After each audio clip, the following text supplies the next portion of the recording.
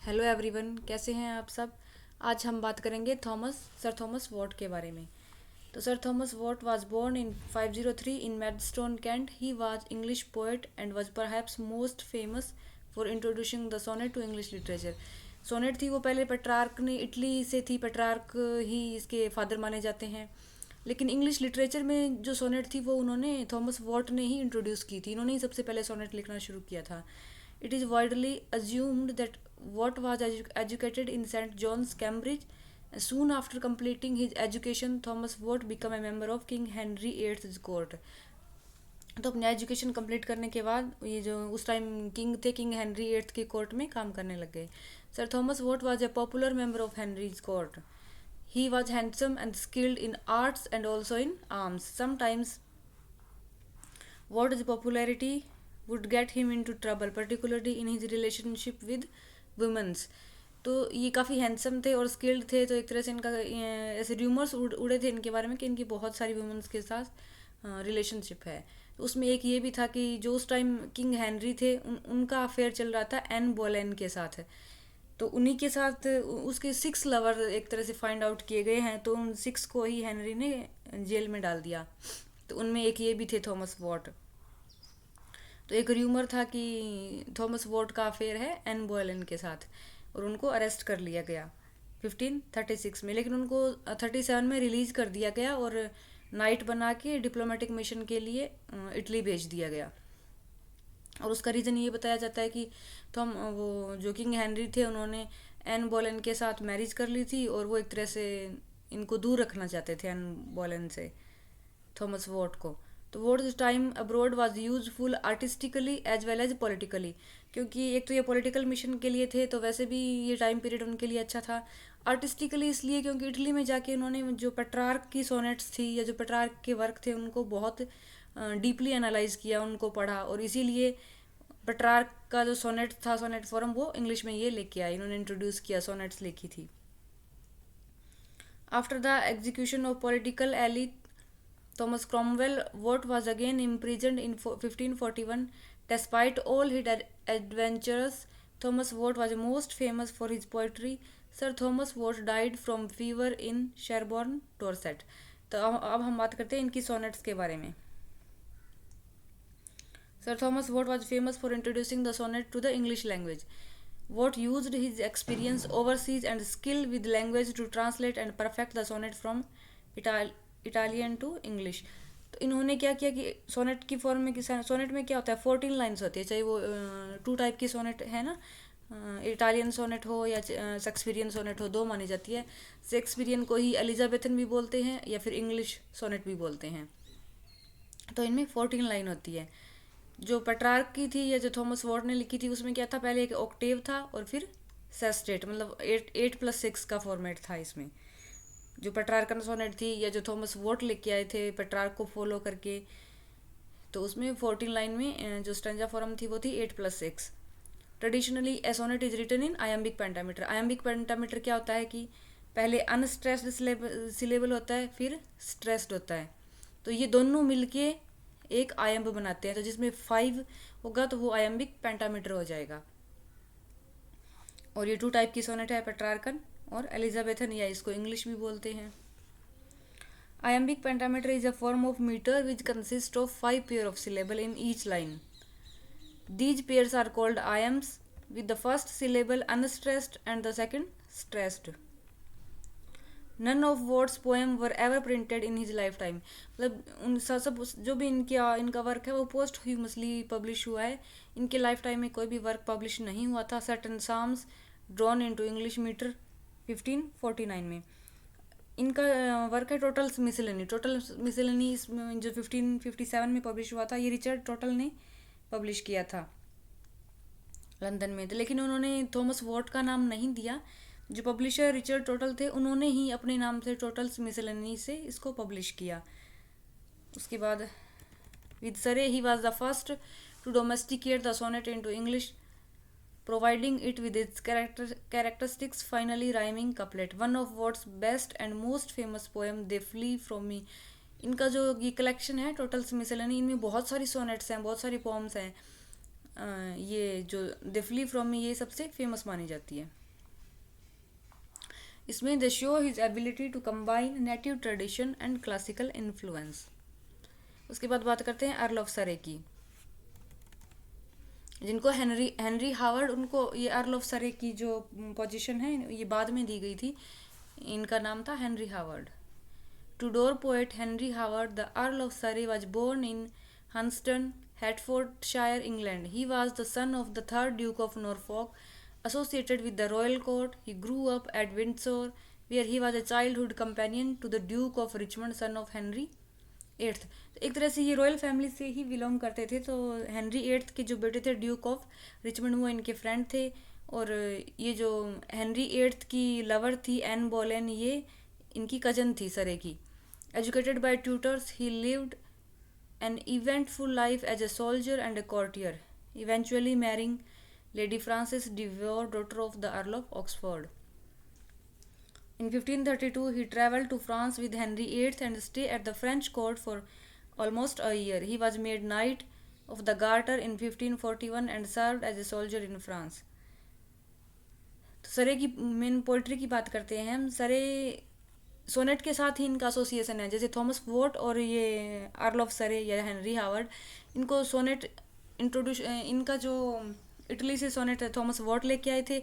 और इस जो उनकी फॉर्म थी उस पर सरे ने बहुत काम किया था, मतलब पूरा उसका क्राफ्ट चेंज किया था सरे ने। जो आज के टाइम की जो इंग्लिश सोनेट है जिसका है 4+4+4, ये 3 क्वार्टर और 2 कपलेट है, ये फॉर्म सरे ने ही इंट्रोड्यूस की थी। मतलब इस पर काफ़ी वर्क किया था इन्होंने, बाद में ये फेमस होके इंग्लिश सोनेट बनी थी। तो इसकी जो क्राफ्टमैनशिप है वो सरे को ही डेडिकेटेड है। Thomas vote was published alongside Surrey in Total's Miscellany, a major poet of the 16th century. Surrey is credited with developing the Shakespearean form of the sonnet. He wrote love poems, elegies, translate, उन्होंने 2 book translate की थी, Virgil की जो एनीड है उसकी book 2 और book 4। तो इसमें उन्होंने ब्लैंक वर्स यूज़ किया था और इंग्लिश लिटरेचर में सबसे पहले ब्लैंक वर्स इन्होंने ही इंट्रोड्यूस किया था। उसके बाद बात करते हैं हम सर थॉमस मोर की। Sir Thomas more was a lawyer, scholar, statesman and Lord Chancellor to Henry VIII of England, who was executed in July 1535 for his refusal to endorse Henry's break of the Church in England from the Catholic Church in Rome. इसमें क्या था कि जब Henry VIII ने Catherine of argon के साथ अपनी marriage को ख़त्म करना चाहा था, तो उस टाइम में डिवोर्स का कोई कॉन्सेप्ट नहीं था। तो जो चर्च था वो उसके अगेंस्ट था, उसने कहा था कि नहीं तुम ऐसा नहीं कर सकते, ये रिलीजन के अगेंस्ट है, रिलीजन में डिवोर्स की परमिशन नहीं है। लेकिन इन्होंने क्या किया था कि जो रोम में चर्च था, कैथोलिक चर्च, उसके साथ अपन जो भी रिलेशन थे ख़त्म कर लिया और इंग्लैंड में एंग्लिकन चर्च बनाया और उसके हेड खुद बन गए। और मतलब पोप से भी पहले पोप थे, तो सबसे ऊपर जो अथॉरिटी थी वो पोप की थी, तो ये पोप से ऊपर बन गए। और उन्होंने कहा कि स्टेट या नेशन है उसका भी हेड मैं हूँ और रिलीजन में जो सबसे ऊपर चर्च है उसका भी हेड मैं हूँ। तो अपने आप को दोनों का हेड बना दिया था इन्होंने। लेकिन ये जो थॉमस मोर थे ये बाद में सेंट बन गए थे, तो इन्होंने एक तरह से इनको pope as a pope accept करने के लिए मना कर दिया था कि मैं इसमें नहीं हूँ कि किंग होता है वो ही, चर्च का हेड भी वही होता है। तो ये इनके खिलाफ थे एक तरह से, तो फिर उन्होंने इसको मरवा दिया था सर थॉमस मोर को। Prior to his time in politics, Thomas More was a celebrated author and scholar, his most famous work today being Utopia, which includes a philosophical description of an ideal society set on an island. Thomas More was made a saint in 1935. नहीं, ये 19 नहीं है, ये 15 है, by the Catholic Church. In 1504, Thomas More began his 30-year political career and entered Parliament. The next year, he met the famed scholar Erasmus, whose humanist philosophy would influence Thomas's own work. Thomas More ने बहुत important work लिखा था utopia. Thomas More को एक तरह से Renaissance humanist भी बोला जाता है।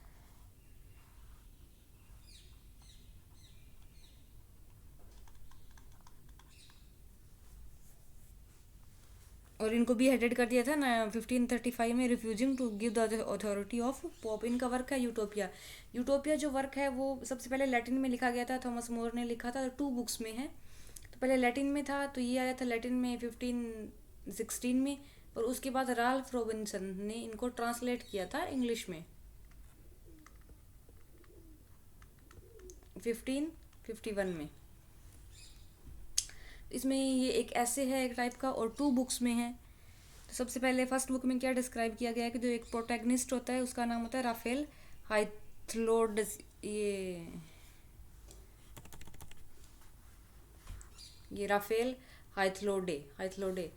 तो in book 1 Thomas More and his friend Peter Giles interrogate a wayward traveller named Raphael Hythloday. तो ये तीनों बैठ के बात कर रहे होते हैं, तीनों की मीटिंग होती है, थॉमस मोर और उनके फ्रेंड गाइल्स और ये राफेल। तो ये राफेल एक तरह से ट्रैवलर होता है, इसने बहुत सारी कंट्रीज़ में कॉन्टिनेंट में ट्रैवल किया होता है। तो ये अपना एक्सपीरियंस बताता है कि उसको बहुत नॉलेज है बाहर की दुनिया का। तो जो थॉमस मोर और उनके फ्रेंड होते हैं वो इनको सजेस्ट करते हैं कि अगर तुम्हारे पास इतना ही नॉलेज है तो तुम किंग के पास जाओ और अपना जो नॉलेज है या जो सर्विस है वो किंग को दो। तो इसलिए ये मना कर देते हैं, राफेल हाइथलोडे जो होते हैं ये मना कर देते हैं कि किंग को सर्विस देने की मैं फेवर में नहीं हूँ, क्योंकि वो एक तरह से वहाँ पे ब्लाइंड ओबीडियंस होती है और उसको चापलूसी वगैरह करनी होती है, तो ये मुझे अच्छा नहीं लगता है। तो मोर और जो गाइल्स होते हैं वो एक तरह से बोलते हैं कि अगर किसी मैन के पास नॉलेज है तो वो उसकी रिस्पॉन्सिबिलिटी है कि वो उस नॉलेज को एक तरह से अपनी कंट्री या नेशन के लिए सर्व करे। The men focus on England during their dialogue. In particular, Hythlode criticized England for an excessive penal code and unfair distribution of wealth among the population. तो ये एक तरह से जो इंग्लैंड में उस टाइम चल रहा था उसको क्रिटिसाइज करते हैं। ये फिक्शनल कैरेक्टर होता है राफेल हाइथलोडे जो होता है। तो ये एक तरह से इंग्लैंड में जो चल रहा होता है कि कोई बहुत अमीर है, कोई बहुत गरीब है, unfair distribution of wealth. More and Giles listen attentively wheel Hythlode critically analyze other European countries that have economic trouble due to weak government. Thus, the purpose of Book 1 is to establish a worst case scenario for society. इसमें utopia Moore wants to describe the things that are wrong with the civilization before he introduced the island nation known as Utopia in 2 books. Utopia का एक Greek word है utopia, इसमें टोपोज और ओयू है। तो टोपोज का मतलब होता है प्लेस और ओयू का मतलब होता है नो, मतलब ऐसी कोई जगह नहीं है। तो together the word form no place which describe utopia. Further utopia is a pun on Greek word eu that means perfect और new, hence utopia is a perfect imaginary place, मतलब रियल में नहीं है, एक ये इमेजिनरी प्लेस है। और ये तो बुक 1 में है। और बुक 2 में जो क्या होता है कि ये तीनों खाना खा रहे होते हैं और जो हाइथलोडे होता है वो एक तरह से यूटोपिया की डिटेल शेयर करता है कि उसमें क्या उसके क्या की फीचर हैं, क्या ज्योग्राफी है, क्या community, family, marriages, education, social structure क्या है। तो वो बोलते हैं कि वहाँ पे डिवोर्स को परमिशन दी गई है, लेकिन स्पेशल सर्कमस्टांसेस में, ऐसे नहीं है कि हर कोई डिवोर्स कर सकता है, पर सिचुएशन के हिसाब से वहाँ पे परमिशन है डिवोर्स की। और education is a cultural norm. An island with no border, Utopia has well-planned towns where farming by traditional families is the main activity. इसमें क्या होता है कि कोई बॉर्डर नहीं है और वहाँ के जो लोग हैं वो अपनी जो बॉर्डर लाइन से उनको बढ़ाना नहीं चाहते। ऐसा नहीं है कि लड़ाई करो और जीत जाओ और अपना एरिया है उसको बढ़ाओ, ऐसा कुछ नहीं है वहाँ पे। वहाँ पे पॉलिटिकली इलेक्शन होते हैं और जो रिप्रेजेंटेटिव होता है उनको बोलते हैं सिफ्नोग्रैंथस एंड ट्रोनिबोरस, पर जो हेड होता है वो प्रिंस ही होता है। कोई भी प्राइवेसी नहीं है और प्राइवेट ओनरशिप नहीं है। Good stored in warehouses, no locks and doors, houses are rotated between citizens every 10 years. तो सबके एक जैसे ही हाउस हैं, वो 10 ईयर के बाद रोटेट होते रहते हैं कि अब 10 साल इसके पास है, अगली बार फिर किसी और के पास आ जाएंगे, फिर किसी और के पास आ जाएंगे। ऐसे नहीं है कि कोई बहुत अमीर है, कोई जो स्टोर्स हैं वो सबके लिए खुले हैं। फेवरेट टाइम पास उनका म्यूज़िक है, कॉन्वर्सेशन है, पब्लिक लेक्चर्स हैं। और वहाँ पे जो यूटोपियंस है वो दिन में सिर्फ 6 घंटे ही काम करते हैं। The slaves found in utopia are criminals और poor workers from other countries. Since utopians don't engage in trading, they don't use money. तो एक तरह से बहुत अच्छा प्लेस बताया गया है जहाँ पे ना क्राइम है, ना रोबरी है, कुछ भी नहीं है, लोगों में डिस्पैरिटी नहीं है, अच्छे से लाइफ जीते हैं सभी लोग। एक बहुत अच्छा प्लेस जो एक्चुअली तो नहीं है, नो प्लेस, एक तरह से इमेजिनरी लैंड जिसके बारे में बताया गया है कि नोवेल लैंड, एक तरह से आइडियल प्लेस। तो ये थॉमस मोर का यूटोपिया बहुत इंपॉर्टेंट वर्क है। और thank you for watching. If you like the video please hit the bell icon.